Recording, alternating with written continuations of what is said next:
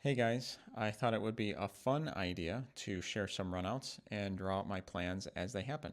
I hope some of you find this entertaining or useful. So with that, let's get started with Rec 1.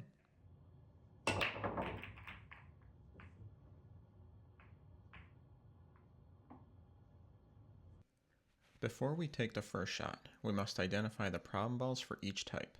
Let's start with the solids first. Every solid has a pocket except the one in the middle. Every stripe is open and can be made into multiple pockets, which greatly increases our chance to run out. Since stripes are easier to run out, I like to identify and attack the ball that has the smallest window to be made, which in this case is the 12 ball. Checking nearby balls and their pocket lines, I was able to find this path. This works out perfectly to attack the 12 and also to clear the right half of the table.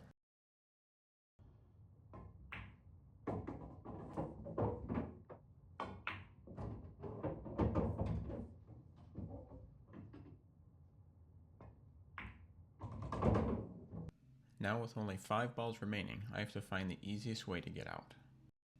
The easiest shot I have right now is the 14. A rolling ball on the 14 leads naturally into a pocket line for the 15. This means I should be able to perform a stop shot on the 15, leading to a very natural 3-ball pattern for the win. All the lines look a little crazy, but this is what the final 5-ball pattern looks like altogether.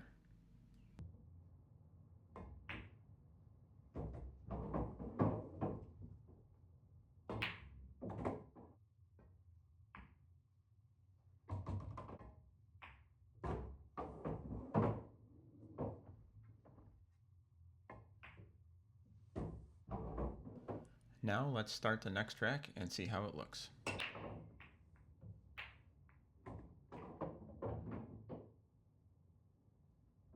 Despite having a perfect break shot where the cue ball lands in the middle of the table, 2 stripes block half the table, so my options are limited to starting with just the solids.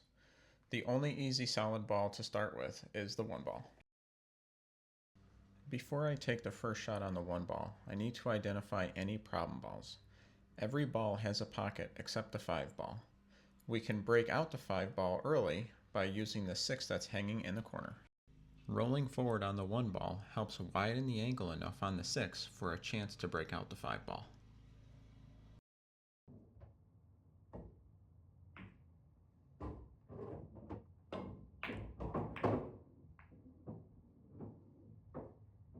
We accomplished our goal of opening up the 5. Since the 5 is my only shot, I have to use it to come back up the table and try to find the best way out.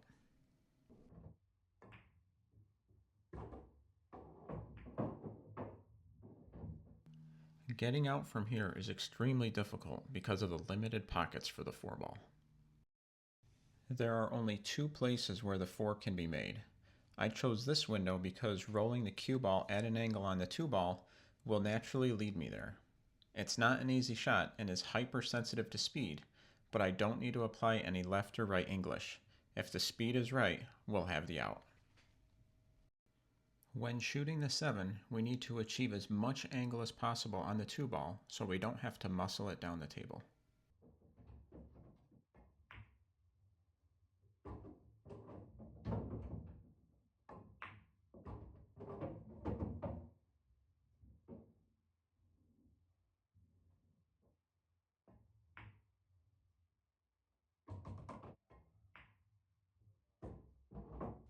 Now, let's move on to rack 3.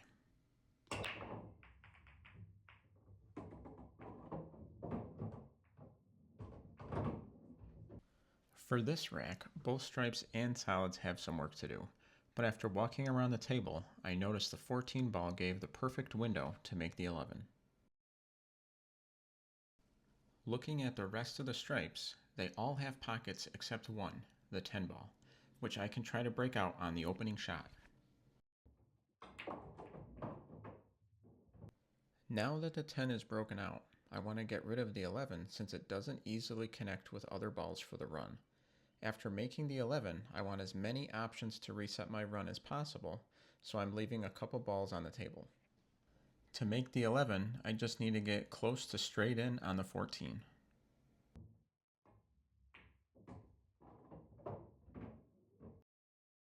The cue ball ended up short of the target, so I'll need to reroute. I still want to try for the 11 since it doesn't easily connect with anything else. My next attempt is going down one rail and coming back up for the 11.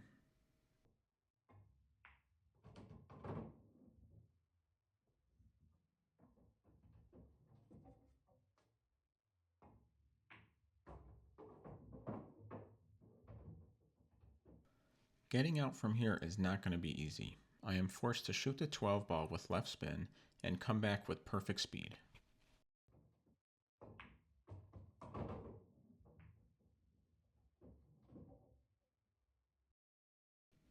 I misjudged the amount of left spin, which put the cue ball in a difficult position. Any decent opponent will run out if they come back up to the table, so I am forced to roll the dice on the 9 ball in the side.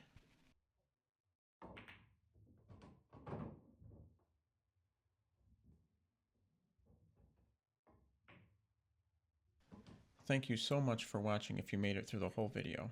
I plan on doing more of these, so I'll be in the comments reading what you guys liked or want to see in the future. So until next time, good luck and have fun.